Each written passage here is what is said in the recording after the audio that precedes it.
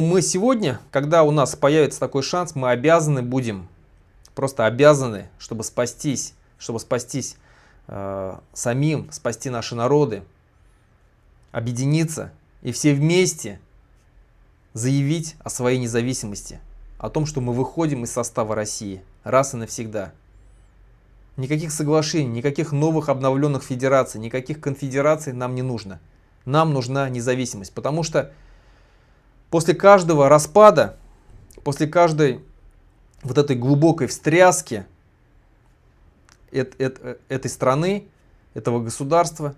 мы,